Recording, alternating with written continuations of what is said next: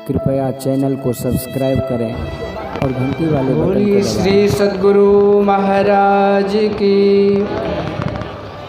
येयं सदा परिभवग्नमभीष्टदोहं तीर्थास्पदं शिवविरञ्चि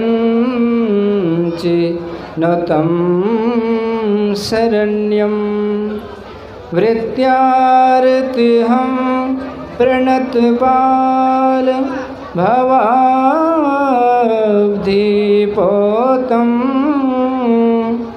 वन्दे महापुरुष ते चरणारविन्दं। गुरुर्ब्रह्मा गुरुर्विष्णु गुरुर्देवो महेश्वरः गुरुः साक्षात् परब्रह्म तस्मै श्री गुरवे नमः। बोलिए श्री सद्गुरु महाराज की। अनंत करुणा वरुणालय संत सद्गुरु महाराज के पावन श्री चरणों में कोटि कोटि सा नमन। मंच पर विराजमान परम पूज्य स्वामी श्री वेदानंद जी महाराज तथा परम पूज्य स्वामी श्री योगानंद जी महाराज एवं तमाम पूज्य गुरुजन, पूज्य श्री चरण, परम आदरणीय धर्म प्रेमी सज्जनों, गुरुजनों, माताओं एवं भक्तिमती बहनों, आप सबों को मेरा कोटि कोटि सह नमन। रामचरितमानस एहि नामा सुनत श्रवण पाइए विश्रामा। हम लोगों ने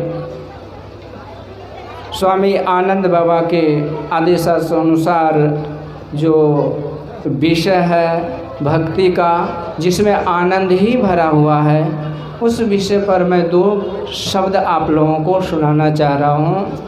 सच्चिदानंद रूपाय विश्वोत्पत्त्यादि हेतवे, वह परम प्रभु परमात्मा आनंद के स्वरूप हैं और उनकी जो भक्ति करते हैं उसको सच्चा आनंद मिलता है।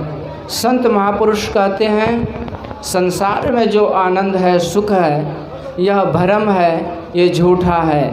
तन मन सुख है ना सुख तेरो, आत्म सुख निज तेरे, तू तन मन सुख निज के जानियो भयो काल के चेरे।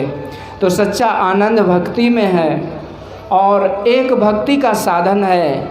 गुरु महाराज कहने की कृपा किए, यदि तुम पाप कर्मों से बचना चाहते हो, दुष्कर्म के दुष्प्रभाव से बचना चाहते हो, कली काल के कुप्रभाव से बचना चाहते हो और चाहते हो कि जीवन में सुख और शांति मिले, तो एक ही रास्ता है कि भक्ति के शरण में आ जाओ। ये भक्ति का जड़ इतना मजबूत है कि इसका जड़ साक्षात परमात्मा तक लगा हुआ है। तो जो भक्ति के जड़ को पकड़ लेते हैं, दुनिया का कोई भी काल कष्ट से झकझोर नहीं सकता, हिला नहीं सकता। इस कलिकाल में तुलसी बाबा कहते हैं दूसरा कोई साधन नहीं है। यही कलिकाल न साधन दूजा, जोग यज्ञ जप तप नहीं पूजा। राम स्मरिए गाइए राम ही, संतत सुनिए राम गुण ग्राम ही। कहने का अभिप्राय है कि जितने कर्म कांडात्मक बाहरी आडंबर है उससे कुछ नहीं होने का, केवल सच्चे मन से सच्ची श्रद्धा और भक्ति से, भाव भक्ति के साथ यदि गुरु के शरण और गुरु की भक्ति को ग्रहण करेंगे तो निश्चित रूप से हम उस आनंद को प्राप्त कर सकते हैं। गुरु महाराज कहते हैं कि यदि जीवन को सुधारना चाहते हो तो भक्ति ही सहारा है। कहते हैं यदि आध्यात्मिक जगत में एक लिस्ट तैयार किया जाए और सबसे ऊपर लिखा जाए तो क्या लिखोगे? तो बाबा साहब कहते हैं in that list the first position takes the spirituality, and second position morality, and third position sociality, and fourth position put the politics। कहते हैं जिस समाज में, जिस घर में, जिस देश में आध्यात्मिक भक्ति का प्रचार होगा, वहाँ के लोग सदाचारी और वहाँ की समाज नीति अच्छी और वहाँ की राजनीति कभी खराब नहीं हो सकती। एक बार की बात है, भगवान कृष्ण के पास 4 भाई थे पांडव में, युधिष्ठिर महाराज के अलावा। तो चारों ने पूछा, पर वो आने वाले समय में जब कलयुग का आगमन होगा तो लोगों को बचने का क्या सहारा होगा? आप कृपा करके ये उपदेश हम लोगों को दीजिए, क्योंकि आपके जाने के साथ ही ये कलयुग का आगमन हो जाएगा। तो भगवान ने अर्जुन के गांडीव से 4 तीर निकाल करके चारों दिशा में फेंक दिए, चला दिए, और चारों भाइयों को कहा, आप लोग तीर लाइए और बाद में मैं आपको कलयुग का स्वरूप बताऊंगा।